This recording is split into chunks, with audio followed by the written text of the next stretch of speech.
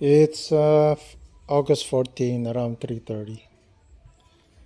So we harvested Laod 6,000 square meters, and we gotten about 80 to 85 sack.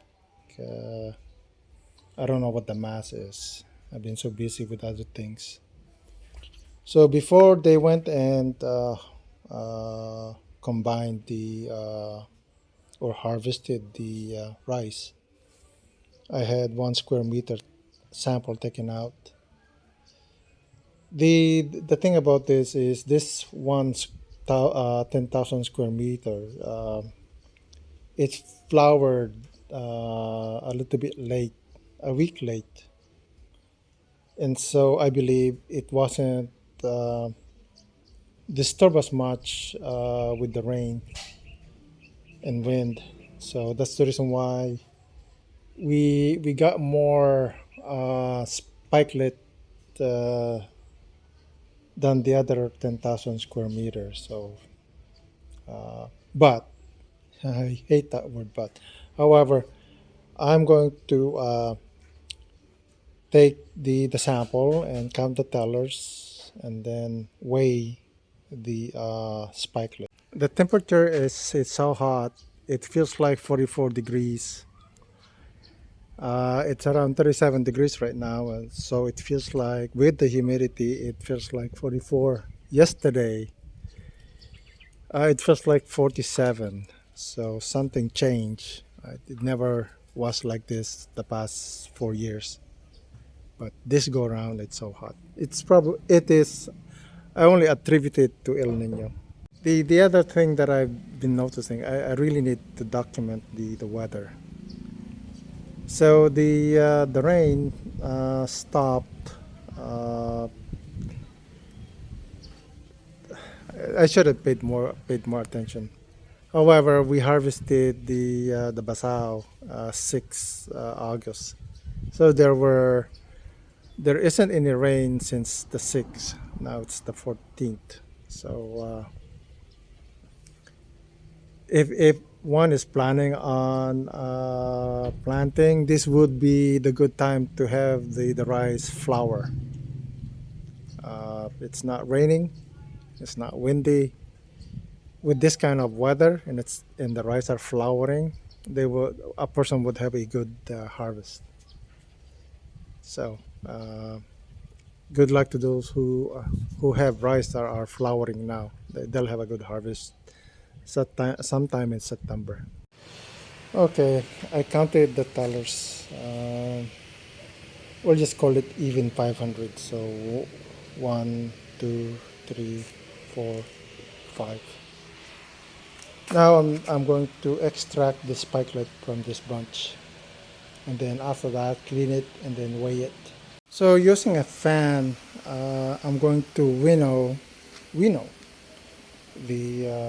the rice spikelets to remove the chaff. So after that, I'll uh, check the mass of what's left. So these are the chaff. These spikelets are empty. They're just not pollinated,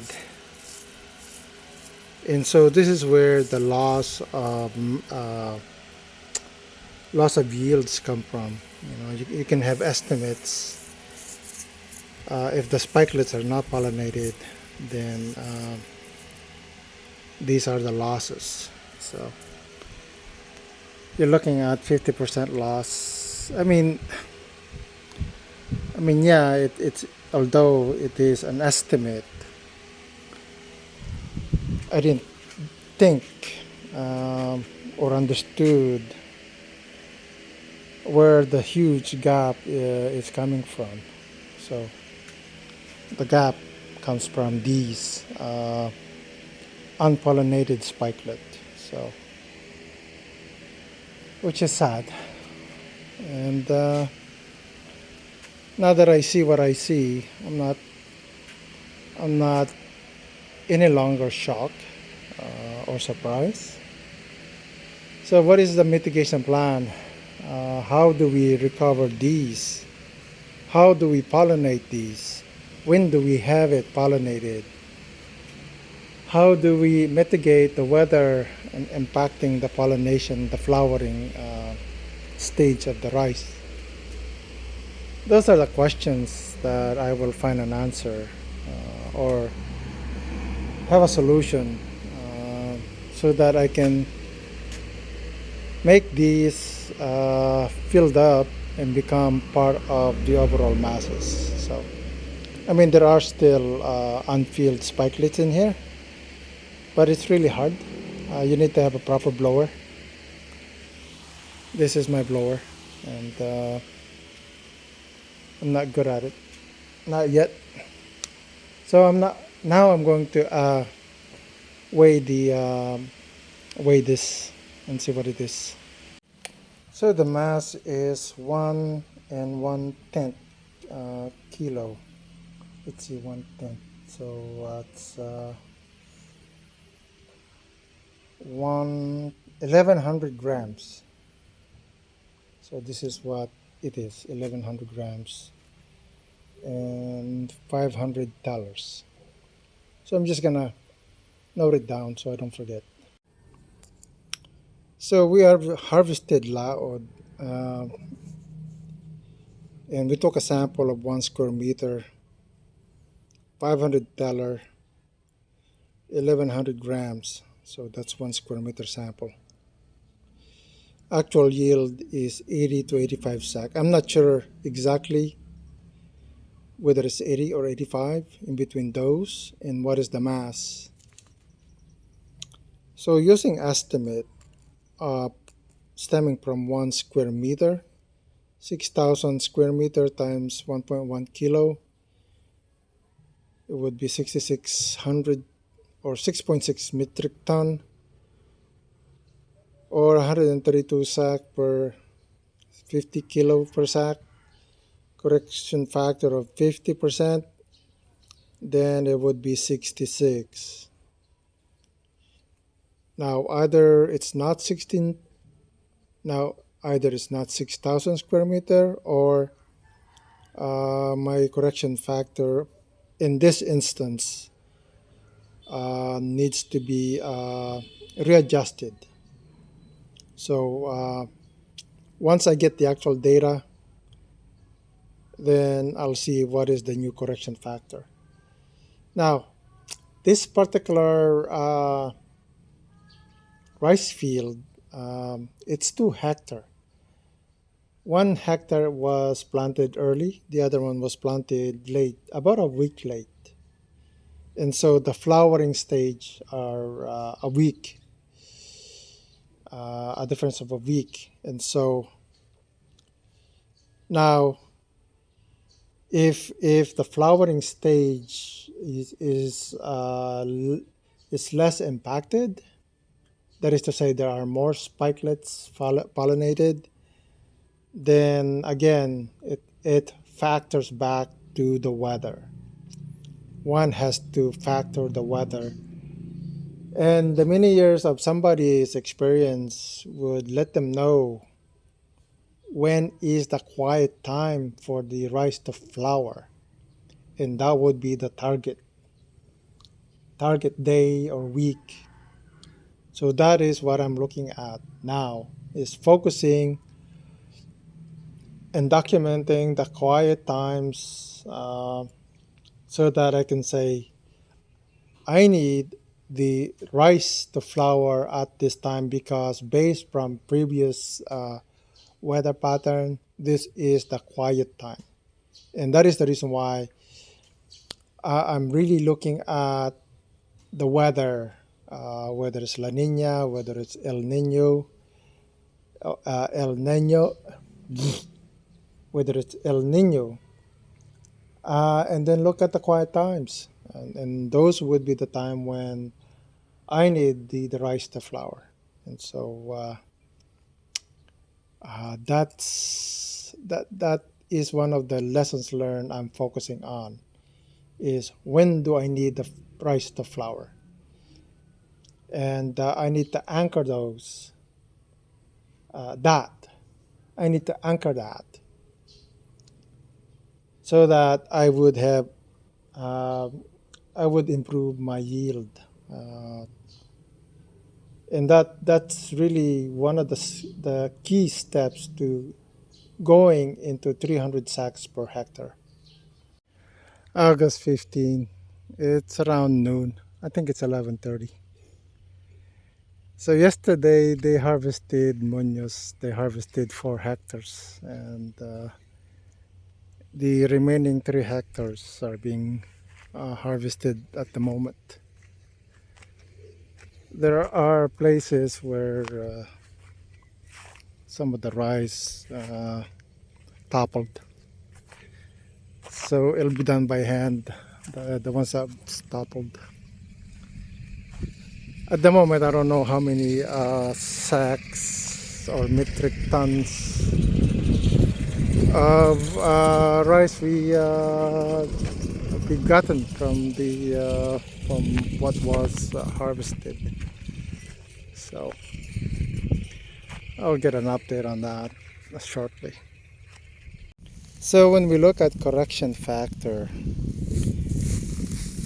we have to look at the waste being exhausted by the harvester. If there's a lot of spikelets that are empty, then it would impact the yield. So what I have been thinking about is learn more about the impact of weather. When is the worst part, and then when is the worst part where the spikelets are disturbed? Like for example, if it rains a lot, when would that happen? Of course, it's not always the same. It's not predictable, but uh, what I should have done, and I failed to recognize, is a moment in time. Uh,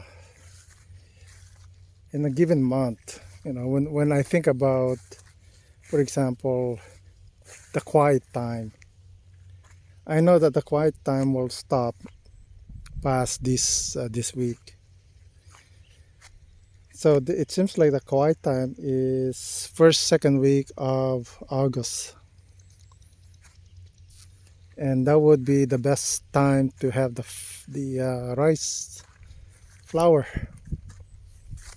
And of course, then 30 days later, then it would be first week September that the person would harvest. But it went past into middle August. Once we get past middle August, it begins to trigger typhoon.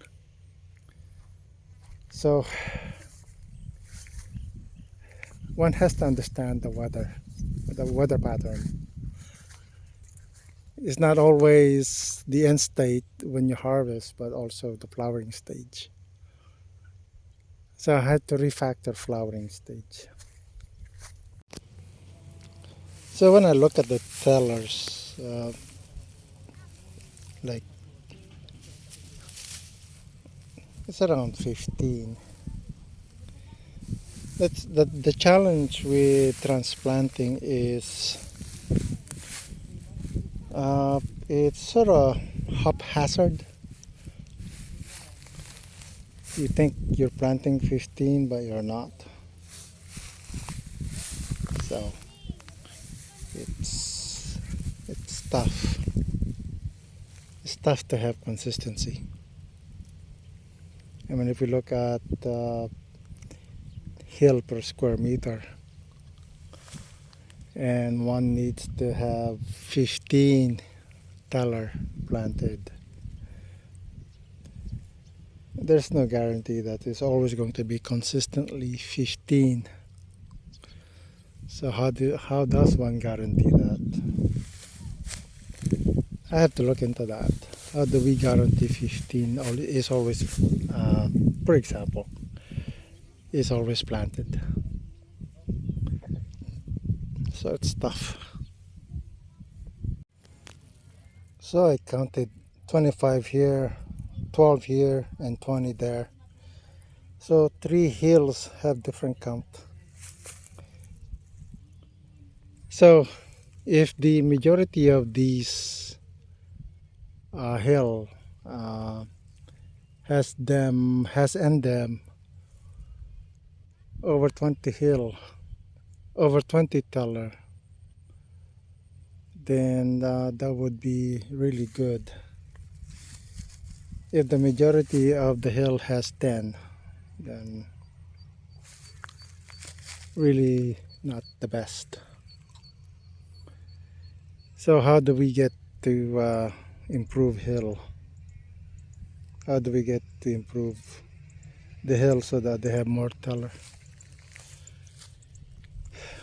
So consistency of transplant is one of the factors that needs to be considered. So far there are 3 major factor, I think, at the moment, maybe even 4, quite a bit actually. But if we break it down to weather and plants, then I think the weather we have to factor in when it's less disruptive to harvest. And then when we look at planting, we have to look at the amount of teller being transplanted. When do we transplant? When do we need the rest of flower? And then when do we harvest?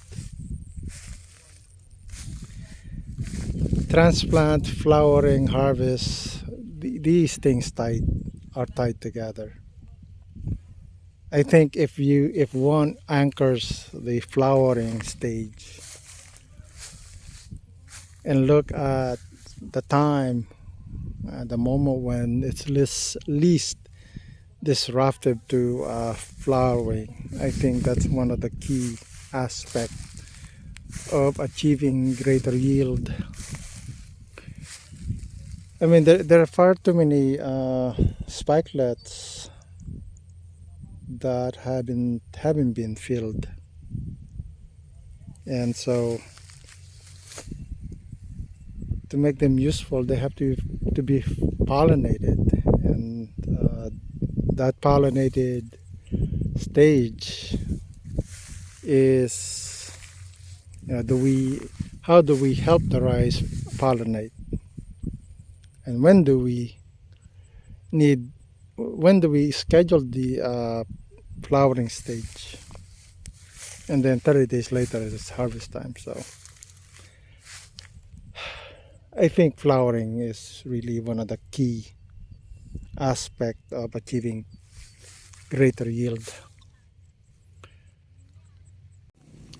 So this is Laod, and there's a lot of empty spikelets being thrown out. So this is where the losses comes from. If they weren't empty, they would have been part of the total aggregates yield. I mean, that's a lot of empty spikelets. Just way too many. And so what is the secret? How do we mitigate this losses? So the next several crops, I will be looking at improving yield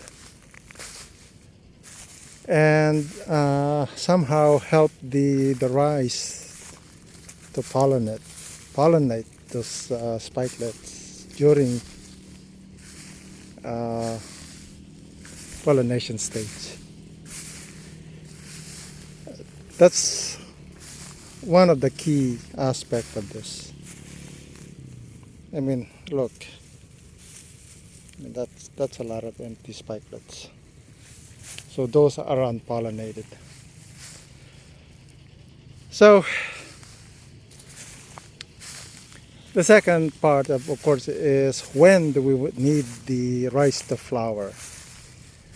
It's not going to be an exact science because the weather controls that, and we cannot control weather. So the thing that needs to be done is observe when during the quiet time. When is a quiet time to pollinate, to have the rice flower, and then 7 days. It takes 7 days for the spikelet to pollinate. So, and the spikelet is only open for an hour, 9 to 10. After that, they close it, and they do that for 7 days. So that's 7 days, 1 hour each day. So if you think about it, that's 7 hours, 1 hour per day. That is the probability of the spikelets from being pollinated. So 1 hour per day, and it has to be in the morning, and it's quite specific, between 9 and 10. So, and so how do we, so we need to help the spikelets to be pollinated. So that's number one, I think.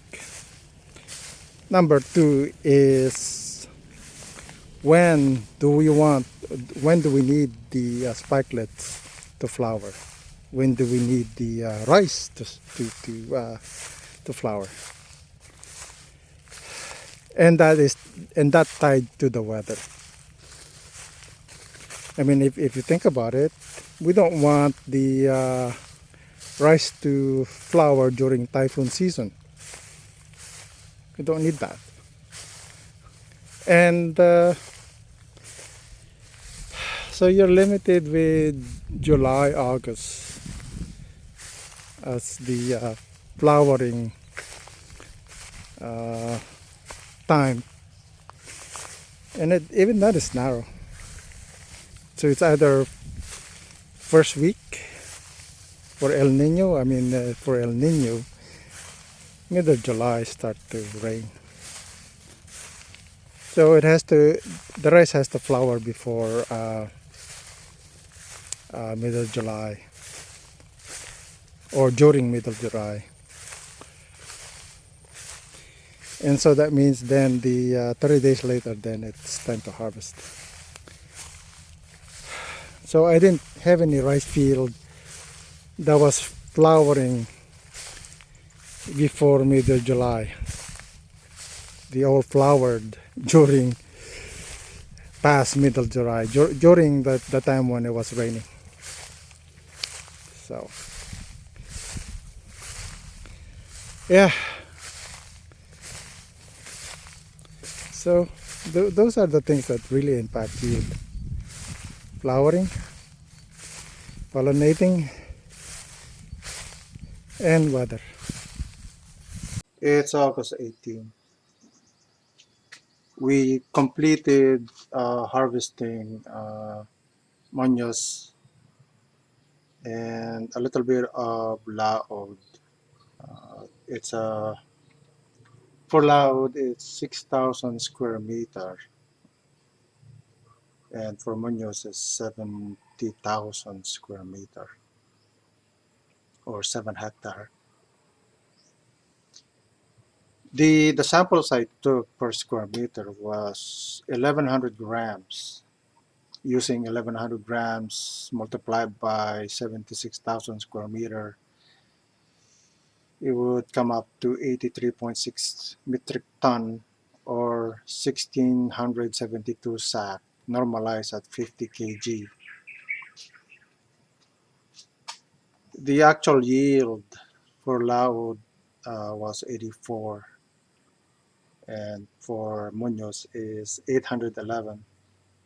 So total, we weighed Total, actually, we weighed 808 because things were taken out of there.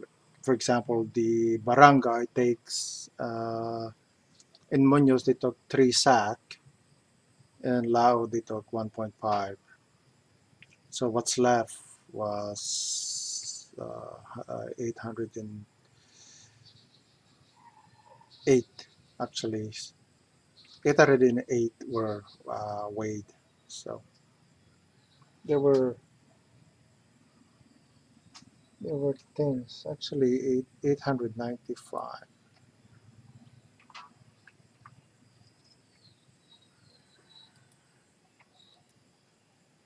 So the actual yield we weighed 808, and the mass of that 808, uh, it averaged out to 53. So if you take this number, 47,430 divided by 808, it comes out to 53 kg. Well, let's just check.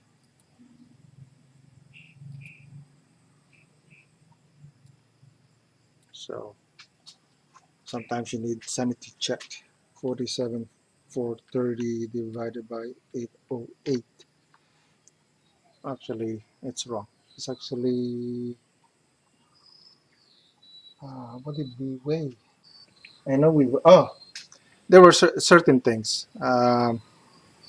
Actually, it is 47,430 divided by 895 or 53.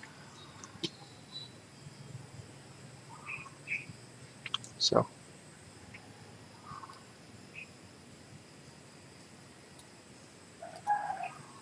so it is, take this number divided by 895. There's some missing info, and I'm updating it here as I speak. So, this thing was weighed. I took the average, so we got to for according to the data I got the weight scale. We have 47,430 kg or 47.43 metric ton, and it's normalized to 50 kg, so it's 948. So 948 would be this normalized at 50 kg. So the mass in grams, of course, you just add zeros. And then I check what is the mass per square meter.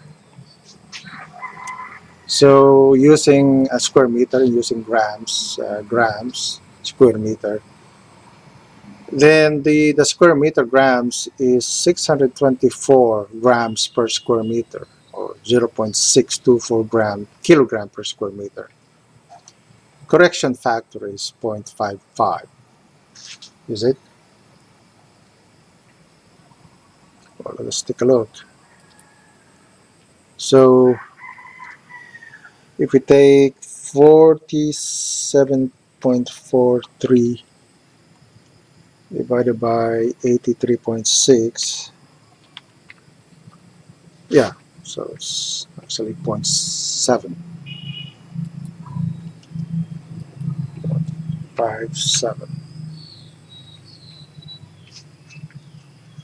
So how come?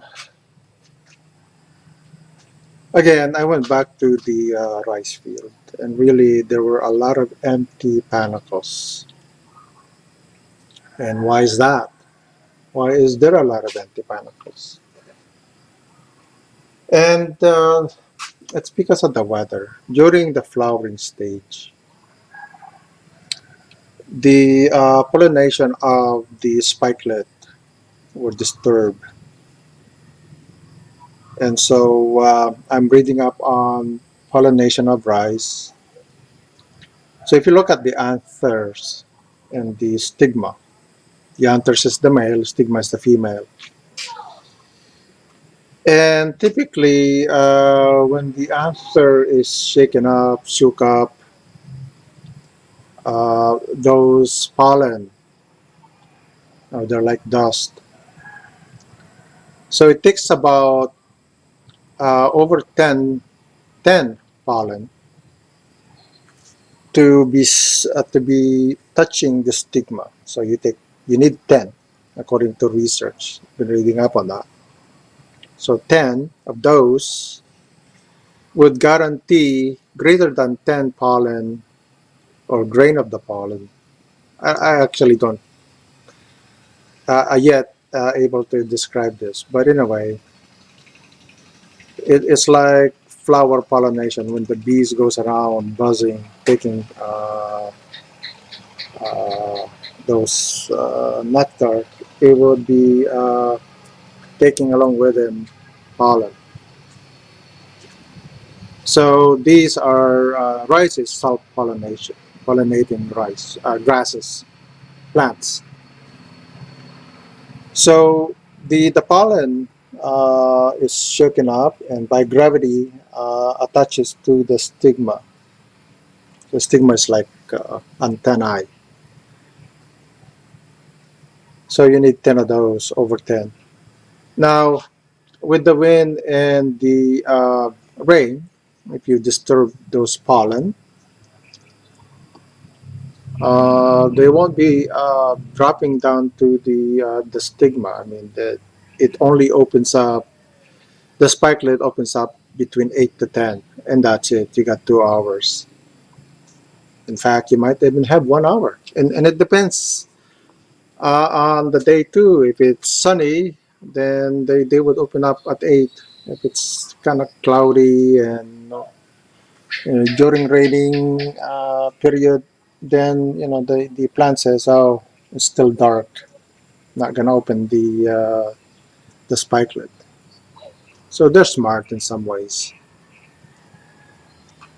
So why expose themselves to risk? So like it's incredible. So at 8 o'clock in the morning, sunny, it would open up the spikelet, and if there's a certain range of wind velocity or wind speed, that would shake up the anthers and let loose the pollen, and the stigma receive the pollen. It needs 10, over 10. Then when it gets pollinated, it would close up and start to make the milk, and then the flower, flour, and then it hardens over time. And this whole process takes 30 days from flowering to harvesting. 30 days. It's quite quick. So if the weather is not good, then the pollination stage is disturbed. So I asked myself, when is the best time to make sure the rice is not disturbed? So when is that? I mean, the challenge for myself is I haven't been looking at the best time. Only now that I realize really there isn't the best time because we can't control weather, but there is a window of the best time. And so I noticed that the first 2 weeks of July for El Nino, I don't know, but I've forgotten about La Nina, but however, I hate the word but.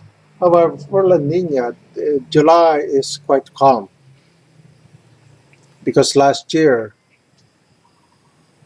we had over 900 sacks harvested at 52 kilo per sack. That was last year. I have to get back to my data. So for El Nino, getting past middle July seems to be weather-wise seems to be a disturbed time. Is it always true? I don't know.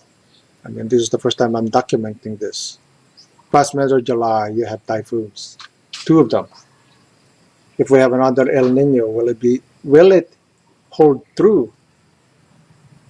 I don't know. For La Nina, July is calm. So I have to see what's going to happen for next year. What is it La Nina again? Is it El Nino or is it neutral? We don't know. So the interesting thing though is the correction factor is zero point 0.5. I made the mistake of saying it's 50%, but however, the correction factor I'm figuring out to be the range from zero point 0.4 to 1. To 1, of course, is estimate yield will hold true always. So I believe that the correction factor will range from zero point 0.4 to zero point 0.8 or 80% of yield, estimate yield. So the lower the number, the lower the actual yield. So you want to be at the high end.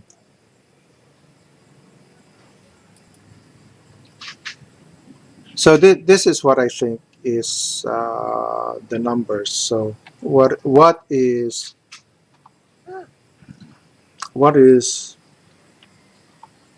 range?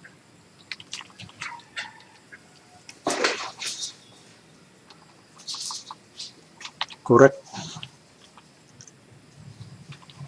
factor ranges from zero point 0.4 to zero point 0.8. So far, so far, the range is zero point 0.5 to zero point 0.6. It's on the higher end of zero point 0.6. So that's what I noticed so far. This is an interesting data that I'm gathering. Really, if this was true, if this is 1,000 grams, then really that is great. In fact, if you want to get down to 300 sac per hectare, we would have to be like at 1.5 or 1,500 grams if we add the correction factor, zero point 0.5. So this is where we are. I hope that this is helpful in figuring out uh, the what all of this means. Certainly, it's helpful to me. Now, my objective is to help the price to pollinate. That's so that's the scope and target of what I'm planning to do is get up to zero point 0.8 as the correction factor and get an estimate of yield, and actual yield is 300 sac per hectare. Thanks for watching.